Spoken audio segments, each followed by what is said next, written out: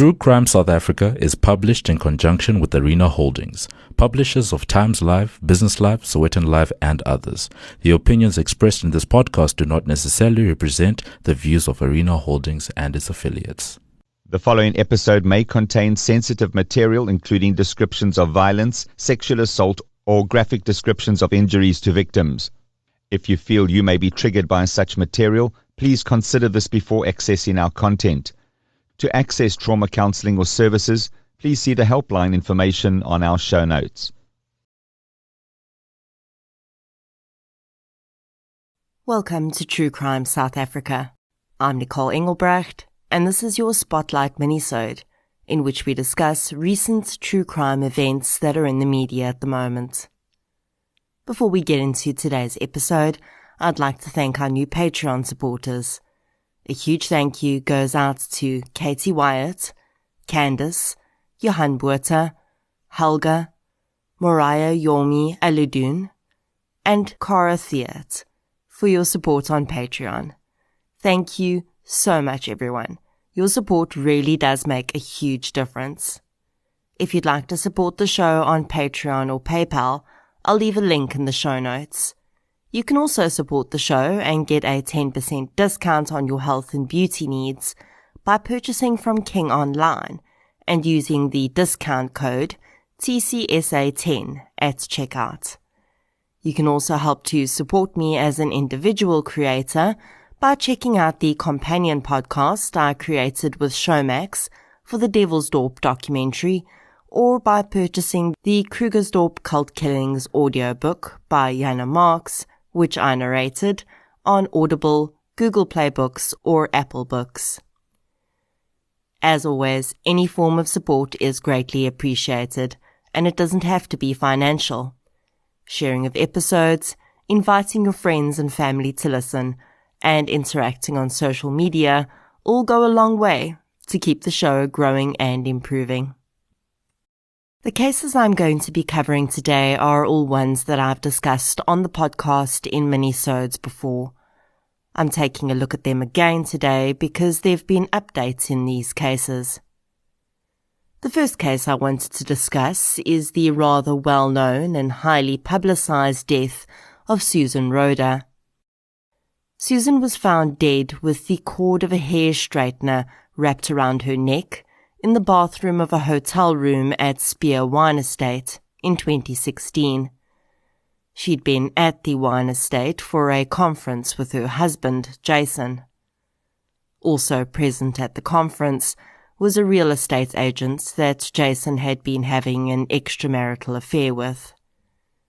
The woman's presence would lead to heated altercations between the Roeder couple, and although Jason was present in the room when Susan died, he would claim that she had committed suicide by wrapping the electrical cord around her neck and hanging herself from the coat hook on the back of the bathroom door.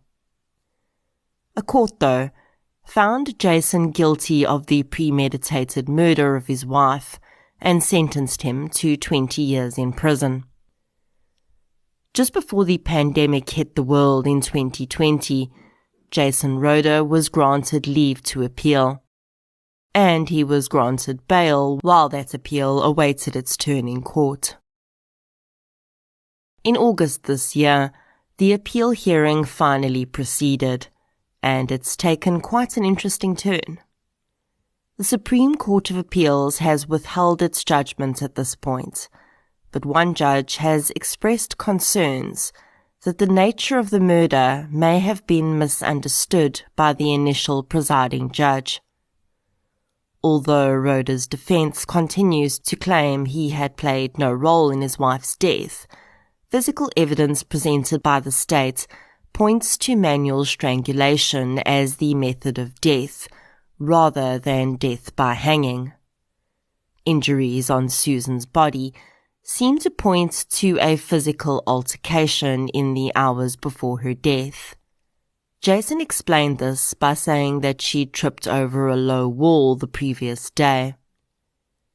The difficulty in believing that Susan took her own life comes from the evidence that there was at least a cup of blood ingested by Susan during the time it took her to die.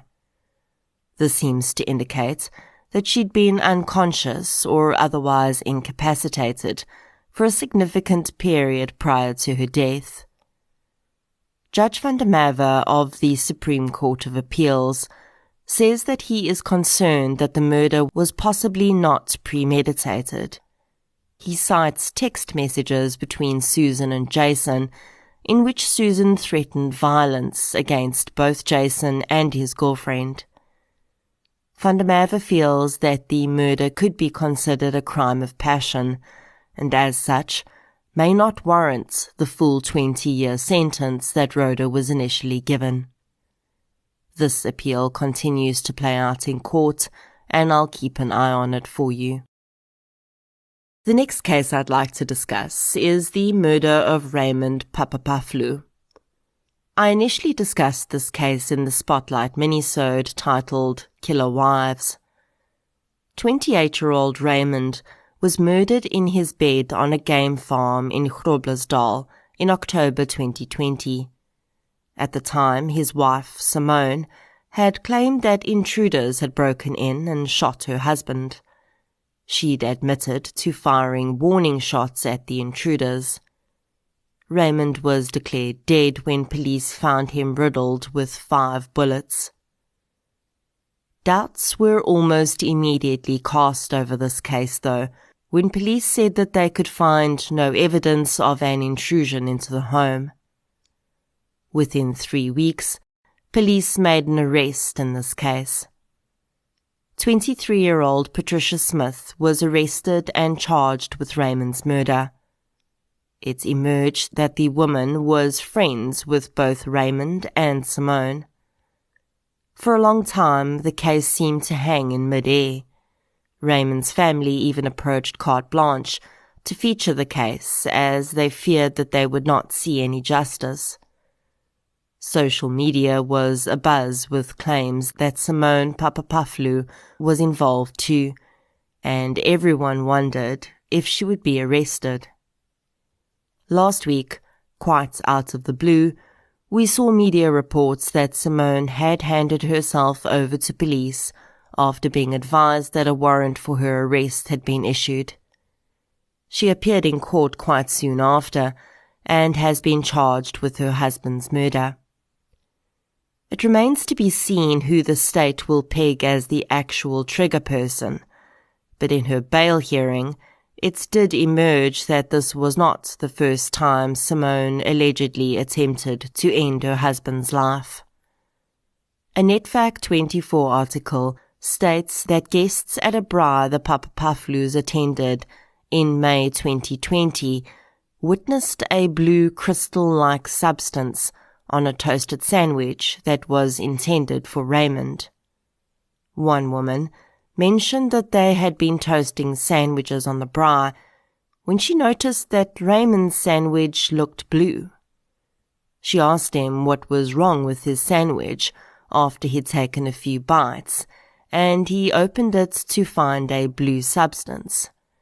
It is believed that the blue substance was a product called phenole, which is used as a rodent poison. Raymond pushed the sandwich aside and did not eat any more of it.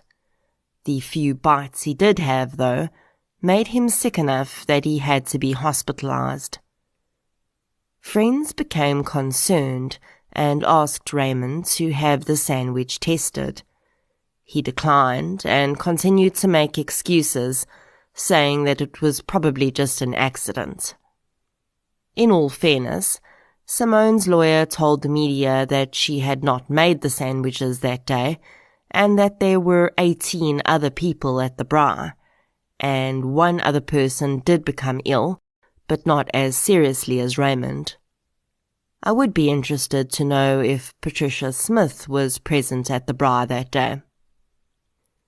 Simone Papapaflu has been charged with murder, attempted murder, conspiracy to commit murder, defeating the ends of justice, and possession of an unlicensed firearm and ammunition. I'll keep an eye on this trial as it progresses. Another bizarre case, which saw at least one of its days in court recently, was the trial of Ramiz Patel. I first discussed the Patel case in Spotlight Minisode number 29, and it is a seriously strange case. Patel is accused of killing his wife Fatima in 2015. After her death, both his father and his mother were murdered in separate incidents, which were alleged to be robberies gone wrong. After his mother's murder, his brother Razine came forward to tell police that he believed his brother was responsible for their parents' deaths. He claimed that Ramiz had confessed to murdering his wife to his parents, and when they did not keep the information to themselves, Ramiz killed them or had them killed.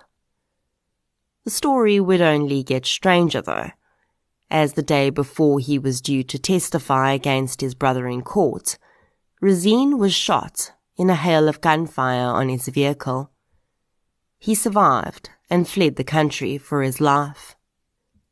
While Ramiz's trial for his wife's murder is ongoing, it's been continuously delayed by evidence going missing, court clerks refusing to transcribe records despite the judge ordering them to do so, and many other strange occurrences.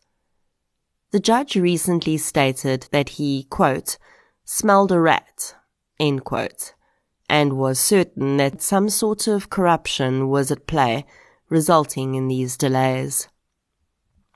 In the interim, Patel has stood trial for his mother's murder, but the state was forced to withdraw the charges when it couldn't locate its witnesses. The withdrawal of the charges, of course, leaves the door open for future prosecution, should the required witnesses present themselves. His trial for his wife's murder has been postponed to September. I have to say that this is one of the most bizarre stories I've ever encountered, because the trail of bodies behind Ramiz Patel doesn't seem to stop there. It's alleged that his second wife's father also died under strange circumstances when he was allegedly kidnapped, held for ransom, and then murdered by his captors. As I detailed in Minisode 29, the Patel family are well-known residents of Polokwane.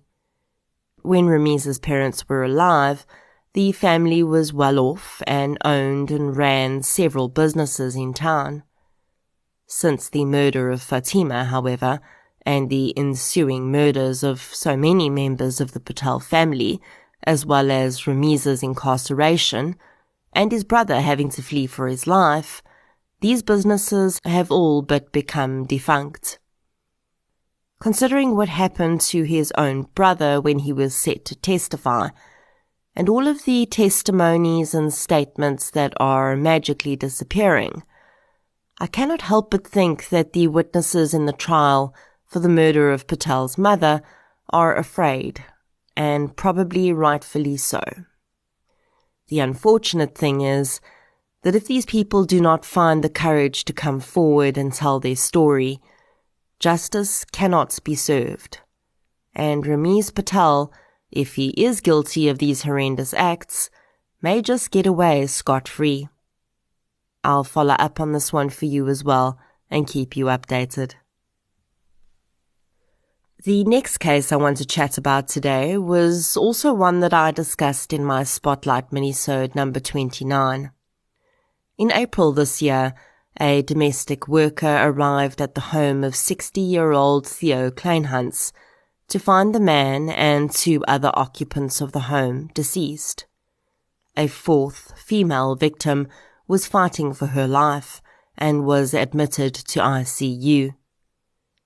It's alleged that the group of people had all been co-workers and worked at Kleinhans's property management business.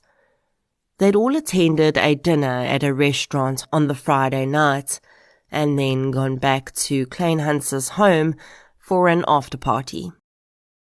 Neighbours would allege that Kleinhans's upmarket Pretoria property was well known as a party house, and acquaintances claimed that it was also kitted out with CCTV cameras on the inside of the house. Regardless of the methods of private recreation undertaken by Kleinhans or those who attended his parties, with 3 deceased victims and 1 barely clinging to life, an investigation was absolutely necessary. Details regarding the recovery of the surviving victim were minimal, except to say that she'd regained consciousness and that she would be the key to the investigation.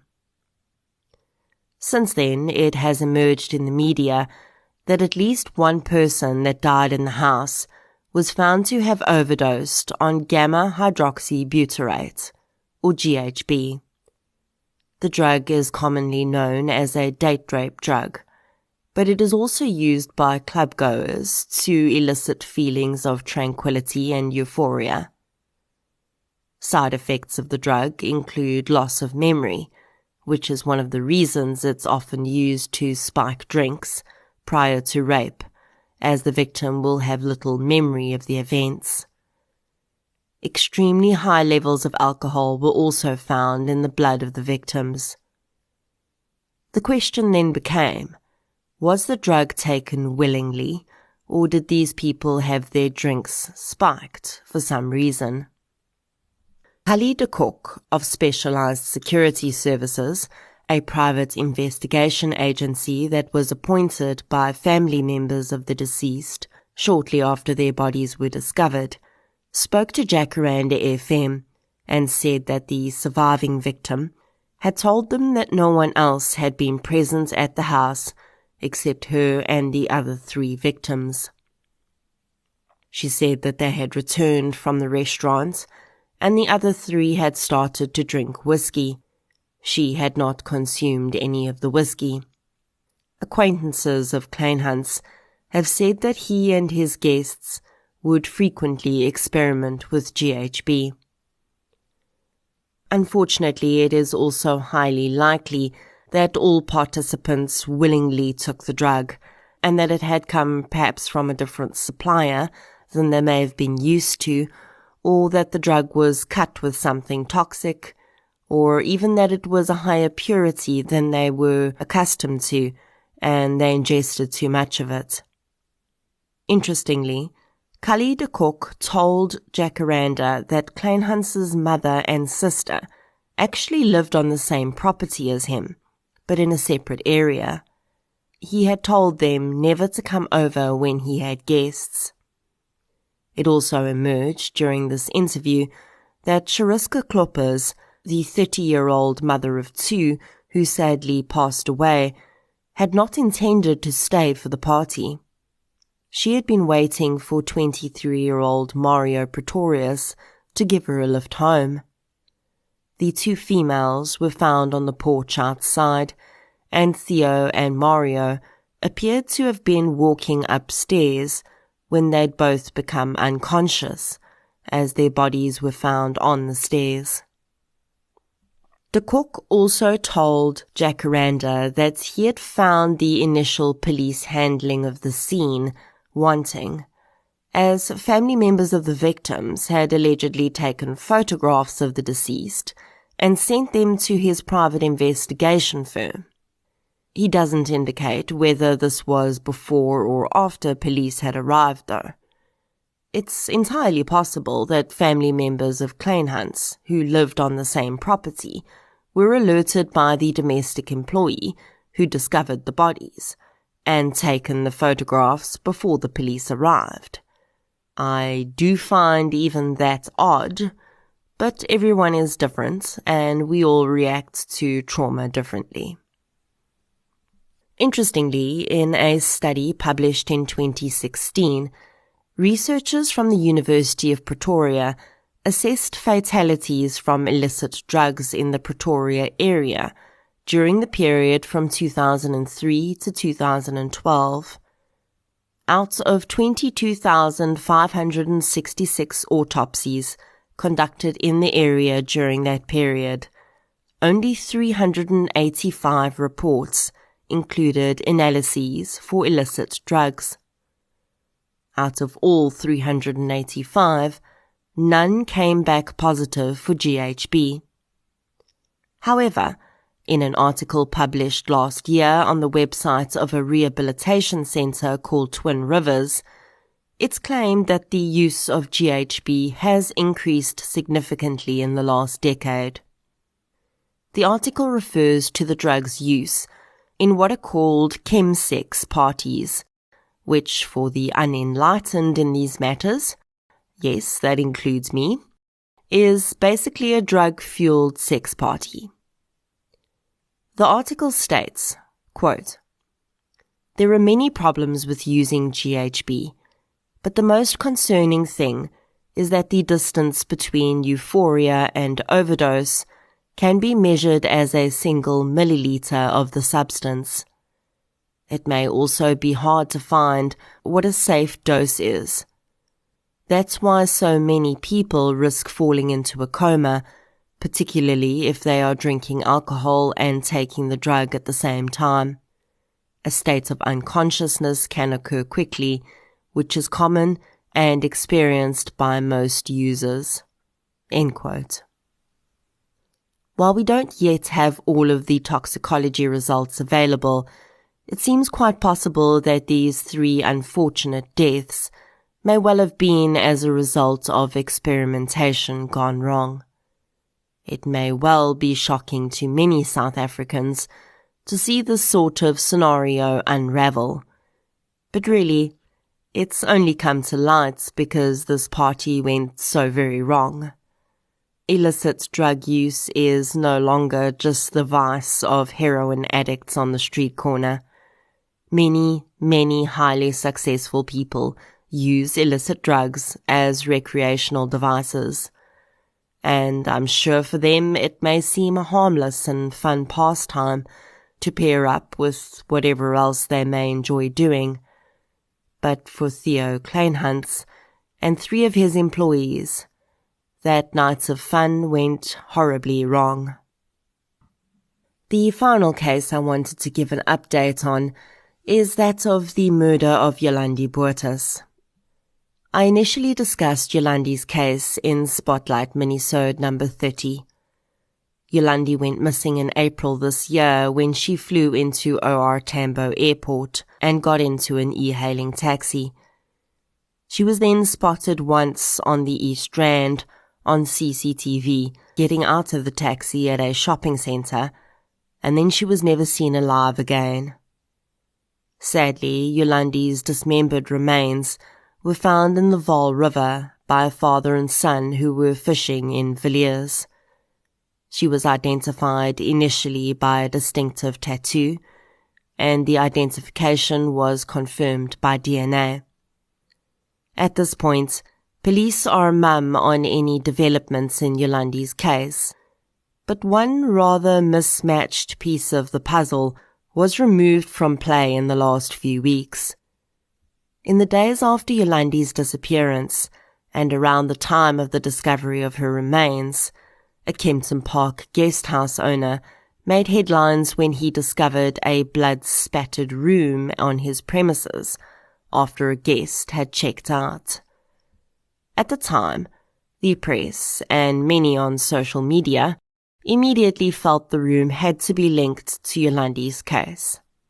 Recently, police confirmed that swabs taken from that room do not match Yolandi Botha's DNA, and the blood, in fact, belongs to an unknown male. Even after this was confirmed, I still saw people asking, but where's the body from the Kempton scene then? Well, there doesn't necessarily have to be a body. In fact, there probably isn't one. When people saw the amount of blood in the room, they immediately assumed that someone had to have been killed. But really, it's entirely possible for a human being to lose that amount of blood over a period of time and taking their body size into account and walk away.